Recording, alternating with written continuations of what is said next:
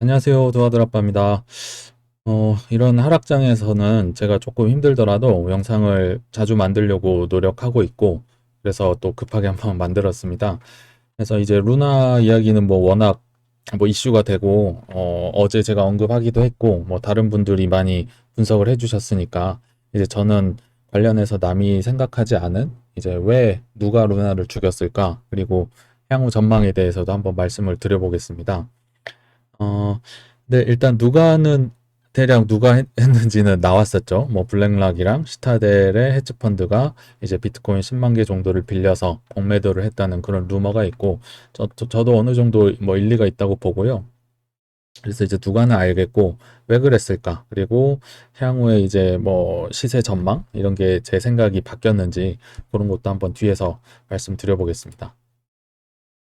일단 저희들도 굉장히 힘들지만 코인계 형님들 그리고 오래 하셨다는 분들도 너무너무 힘든 상황을 지금 보내고 있어요. 시간을 보내고 있는데 그래서 이제 해시드의 김서준 대표님이라고 한국의 나름 큰 코인 투자사였는데 루나가 지금 500토막이 나가지고 평가액이 최고의 기준으로 4조 2천억까지 됐다가 75억이 돼버렸다. 이런 기사 아마 보셨을 겁니다. 고점 기준으로 4조 2천억이었는데 이제 뭐 12일 기준으로 뭐 75억까지 떨어져 버렸다. 근데 이것도 이제 0.23달러로 쳐줘서 그런 거지. 지금은 거의 뭐 가루가 돼 버려서 진짜 뭐 몇십만 원도 안 남았을 거라고 생각이 됩니다. 근데 이분도 워낙 뭐 열심히 하시고 성실하신 분이라 어 되게 노력을 많이 하셨을 텐데 정말 너무너무 안타깝고요. 그래서 이제 또 정신은 차리셔서 이제 성명서 발표하면서 해시드도 이제 자기 자본에서 루나가 차지하는 비중만큼 손실이 발생했다. 근데 그 외에 뭐 프로젝트나 포트폴리오는 견고해서 문제가 없을 거다. 잘 이겨나가겠다. 뭐 이렇게 얘기를 하셨는데 굉장히 안타깝고 참 남일 같지 않고 참 그랬습니다. 저도. 그리고 이제 뭐 코인계에서는 나름 유명하신 이제 비투슈어라는 유튜버신데요. 이분도 루나를 가지고 계셨어요. 그래서 오늘 갑자기 막걸리 방송 그 실시간 생방송을 유튜브로 하시면서 이제 뭐 한풀이도 하시고 뭐 루나를 이제 투자는 했는데 비중은 크지는 않다거나 하시는데 근데 뭐 비중이 크지 않더라도 이게 뭐 영원이 돼 버렸는데 이게 얼마나 속이 쓰리고 힘드실까요? 그래서 오히려 시청자분들이 이분을 위로를 해주시고 뭐 이랬던 방송이었던 것 같아요. 오늘 했던 방송인데요. 그리고 이제 이분은 뭐 로저라는 뭐 매크로 코인 쪽이나 경제 매크로 분석해 주시는 분인데 그 유튜버 김단태라는 분이 이제 주식 방송 하시는데 그쪽에서 자주 나오시는 분이에요. 네, 본인의 이제 포트폴리오의 무려 20%가 루나를 가지고 계셨어요. 그리고 남들에게도 이제 추천을 많이 하고 또 근데 본인도 그 가능성을 믿었으니까 이렇게까지 투자를 했는데 이제 너무 이 알고란이라는 그 고란 기자님 유튜브에 나왔는데 너무 위축되고 이제 밥은 들어가긴 하는데 너무 힘들다. 그리고 루나를 계속 떨어지니까 분할매도 하다가 이제 결국은 포기하고 추억으로 루나 몇 푼은 이제 남겨놨다. 이렇게 얘기를 하셨는데 또 본인이 또 이렇게 몇 번 이렇게 추천을 하고 하셨었나 봐요. 그래서 계속 잘못했다. 뭐 죄송하다. 힘들다. 루나는 끝났다. 뭐 너무 이제 부정적으로 침울하게 계셔서 정말 보기 안타까웠고, 이제 이분은, 근데 그래도 이제 판 게 있으시니까 어느 정도 현금은 확보를 하셨는데, 이제 고란 기자가, 그러면, 이렇게 떨어졌는데 바이더딥 해야 되나요? 이렇게 물어보니까, 이분이, 아, 근데 매크로가 너무 좋지 않아서 현금은 있어도 저는 당분간 사고 싶지 않다. 미래 성장은 믿지만 지금은 아니다. 그러니까 완전히 지금 힘든 상황에 계셔서 지금 약간 멘붕이 오신 것 같아요. 그래서 개인적으로도 되게 안타깝게 봤던 방송이었습니다. 음, 그래도 저는 이제 장기 투자자들에게 희망을 드려야 돼서 일단 V자 반등에 대해서 얘기를 해보려고 하는데요. 예전 영상에서도 말씀을 드렸어요. 근데 이번 같이 또 폭락이 왔으니까 또 한번 강조를 해야 될 것 같아서 가져왔고요. 이런 폭락에는 항상 V자 반등이 왔었습니다. 딱 한 번 역사적으로 안 왔을 때는 이제 소련의 이 공산화 그리고 나치의 뭐 세계 정복 이게 겹쳐 있었던 그 세계 2차 대전 그때 딱 한 번 빼고는 폭락 뒤에는 반드시 V자 반등이 왔었다고 제가 얘기하는 게 아니고 켄 피셔라는 전설적인 투자자가 얘기를 하는 겁니다. 그래서 뭐 과거는 너무 옛날이라 이제 안 가져왔고 2002년도에도 이렇게 이렇게 폭락이 왔어도 결국은 V자 반등이 왔다. 근데 페이크는 엄청 있죠. 이렇게 오르려다가 떨어지고 오르려다가 떨어지고 이런 건 있다. 근데 이제 2009년 서프라임 때도 이렇게 떨어졌다가 오르려다 떨어지고 오르려다 떨어지고 뭐 이런 건 있지만 결국은 V자 반등은 있을 거다. 이런 폭락에는 폭등은 공식이다. 그거를 말씀드리려고 가져왔고요. 이것도 예전에 말씀드렸는데 우리는 이제 비트코인을 기준으로 말해야 되니까 뭐 20년 3월에 코로나빔 그리고 5월 18일에 부처의 난도 똑같았습니다.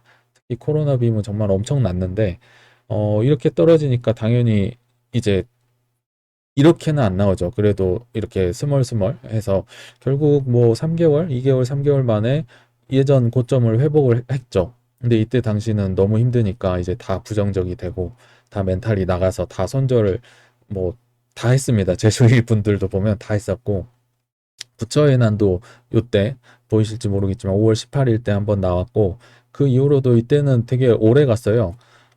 꽤 하락이 오래 지속돼서 정말 힘들었던 곳인데 7월 뭐 10 며칠쯤에 이제 머스크가 또 비트코인 컨퍼런스 나오면서 뭐 돈나무 언니랑 해가지고 잭도 씨랑 해서 그때부터 이제 이렇게 이제 V자 반등이 시작됐었죠. 그래서 정말 역사적으로 한 번을 제외하곤 폭락 뒤에는 폭등은 그러니까 V자 반등은 있다. 뭐 소폭이라도 반드시 있다. 요거를 좀 기억을 하셨으면 좋겠어서 일단 가져와 봤고요.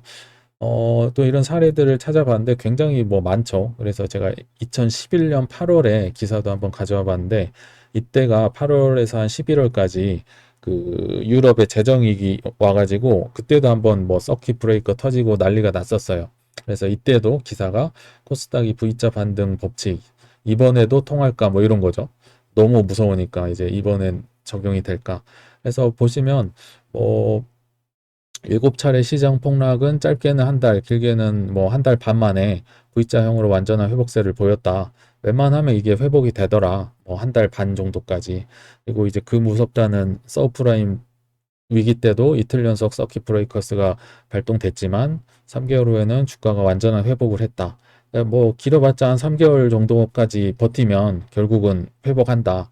근데도 이때도 너무 무서웠겠죠. 우리는 이게 폭락이 있었는지도 기억을 못하지만 이번에도 같은 법칙이 적용될지는 장담하기 어렵다. 왜냐하면 전문가들이 거의 없다. 이렇게 전문가들도 다 사람이고 무서우니까 이때도 뭐 레이 달리오도 회복이 너무 안 될 것이다고 또 엄청 비관론적인 얘기를 하셨고 전문가들이라고 뭐 별 수 없습니다. 다 무섭기는 마찬가지고 그렇지만 결국은 V자 반등은 거의 했었죠. 항상 했었죠.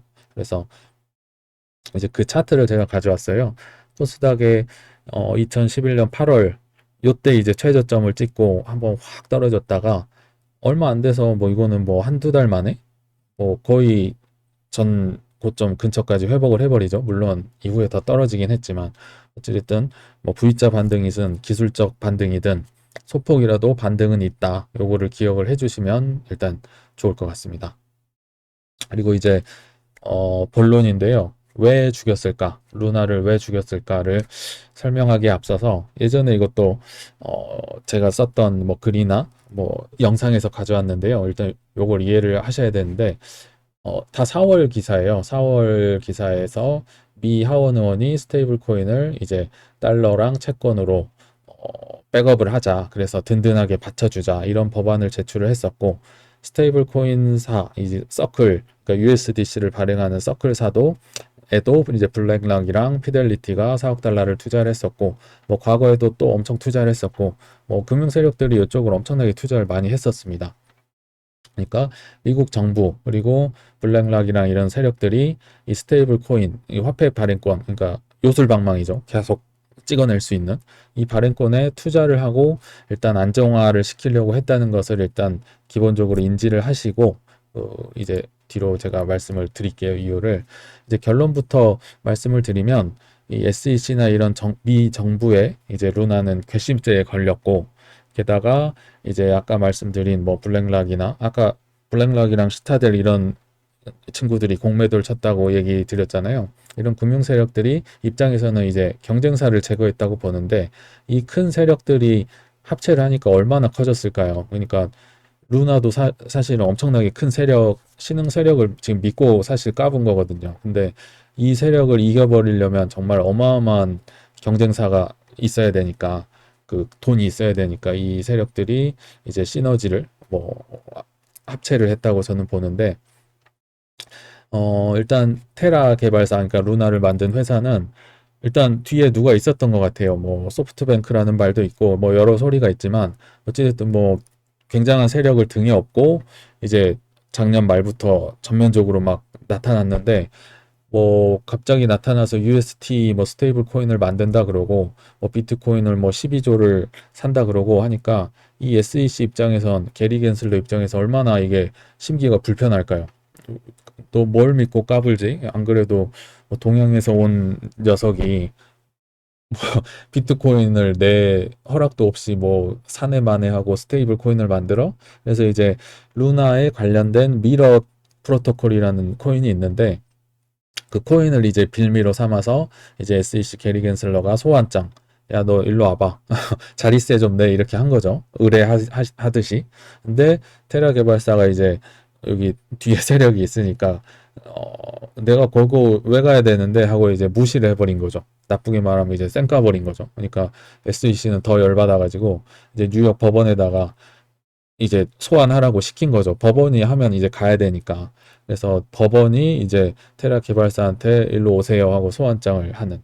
어찌됐든 이런 이게 이제 올해 2월 기사였고 작년 12월 기사였는데, 이런 괘씸죄를 완전 이제 적용을 이제 갖고 있는 데다가 블랙락이나 이런 피델리티나 이런 세력들, 뭐 골드만삭스나 이 서클사를, 그러니까 USDC를 이제 투자하는 회사 입장에서는 굉장히 기분이 또 나쁜 게, 태양은 하나여야죠. 이 화폐 발행권을 가지고 휘두르려면 여러 개가 있으면 안 되는데, 후발 스테이블 코인을 뭐 루나가 뜬금없이 나와가지고 UST를 만든다 그러고, 얘가 이제 막 난리치니까 저스틴 선이 또 트론 가지고 뭐 USDD라고 하죠. 그 스테이블 코인을 또 만든다 그러고, 아 이거 보니까 안 되겠는 거죠. 그래서 이 SEC 정부 세력들과 이제 작당을 해서 이 경쟁사들을 본을 보여주자. 그래서 일단 먼저 전면에 나섰던 루나를 이렇게 아웃시켜버린 게 아닌가, 제거한 게 아닌가 저는 싶어서 이렇게 한번 추리를 해봤습니다. 물론 틀릴 수는 있지만 저는 개인적으로 이렇게 한번 추리를 해봤고요. 이제 더 중요한 전망이죠. 시세 전망. 기존에 제가 여름까지는 어, 상승하다가 이제 가을 이후에 하락이 될 것이다. 이 이유는 뭐 상승도 여러 가지 얘기를 했었고 하락도 얘기를 했었는데, 가을 이후란 게 이제 정확히 말하면 뭐 시진핑의 3연임을 앞두는 당대회나 미국의 중간선거나 이런 게 다 11월에 있잖아요. 그러니까 그 전까지는 그래도 뭔가를 보여주고 노력을 하겠지만, 그 이후에는 안 그래도 지금 내년에 하락한다는 말이 많은데, 그런 이벤트마저도 이제 사라져 버리니까 크게 한번 떨어지지 않을까, 동력을 상승의 동력을 상실하고. 그래서 이렇게 봤는데, 그러니까 기존 입장은 변함이 없지만 제가 소폭을 넣었어요. 소폭. 이렇게 넣은 이유가 사실은 되게 안타까운데, 이런 천재지변급, 저는 천재지변이라고 표현을 했는데, 이런 폭락이 와버리면 이제 너무 생각한 것보다 아래에서 시작을 하는 거죠. 그러니까 너무 아래로 내려간 상태에서 뭐 폭등을 해봤자, 뭐 100%, 200% 올라봤자, 우리가 생각했던 비트코인 뭐 10만 불, 15만 불, 뭐 이런 것까지는 좀 오기가 쉽지 않지 않을까. 너무 아래로 가버렸기 때문에. 그래서 제가 일단 소폭이라고는 말씀을 드렸고요. 일단은 뭐 소폭이든 대폭이든 간에 상승의 근거를 또 얘기를 해야 되니까, 예전에도 소개는 드렸지만 다시 한번 언급을 해보자면, 일단 중국도 너무 힘든 상황이니까 금리 인하를 시사하는 발언을 오늘 기사에서 또 했습니다. 그래서 인민은행이 5월 20일경에 아마 무슨 발표를 할 텐데 금리 인하 관련해서 아마 인하 쪽으로 가지 않을까 하는 또 기대감이 있고, 또 지금 뭐 악재가 너무 많아서 사실 이 악재들이 이제 사실은 나중에는 이벤트성으로 이제 호재로 변신을 할 수 있는 가능성이 있잖아요.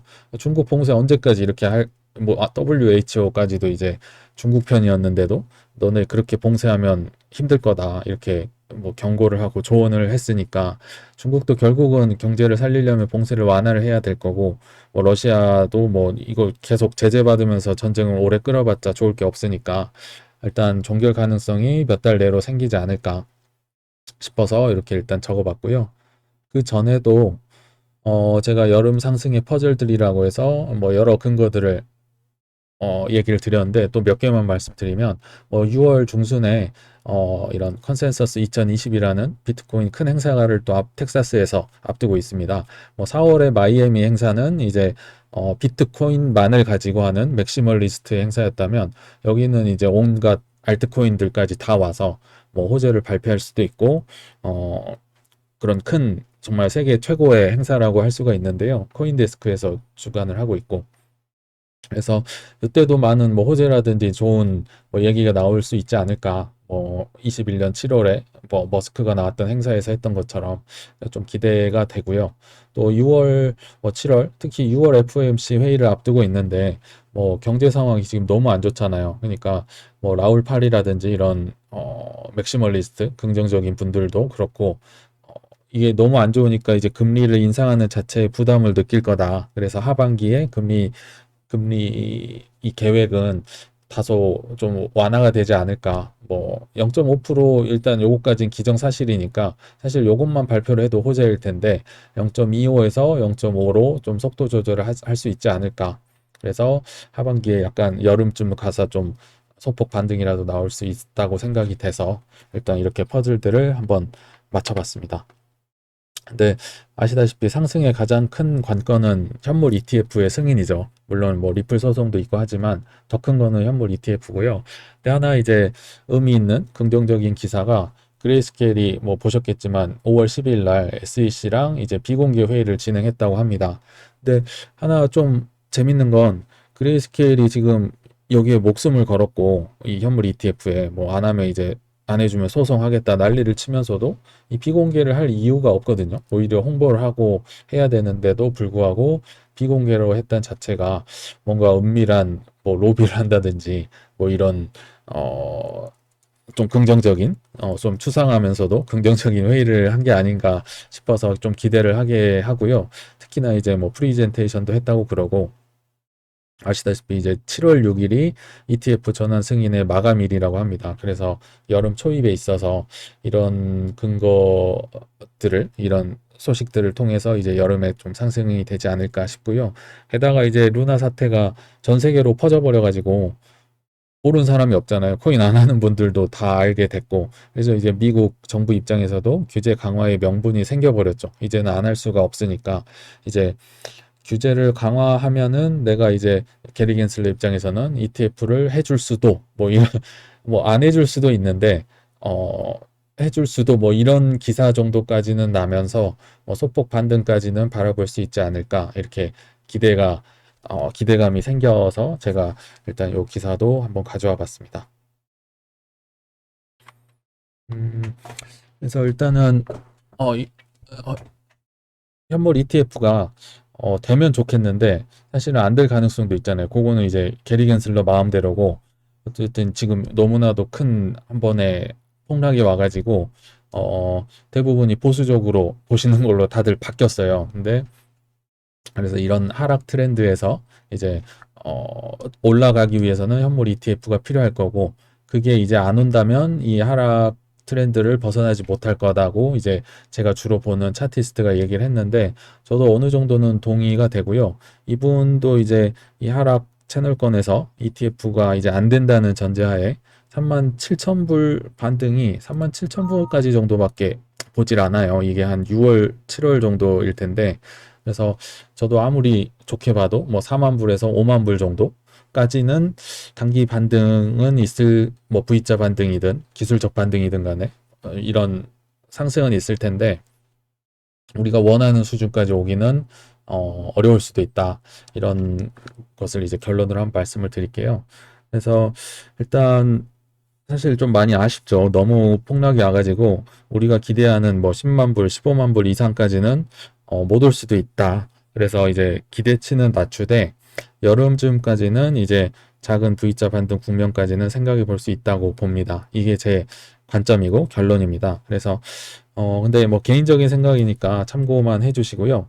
또 뭐 관점이 변경된다면 한번 다시 언급드리도록 하겠습니다. 네, 이상입니다. 즐거운 주말 되십시오. 감사합니다.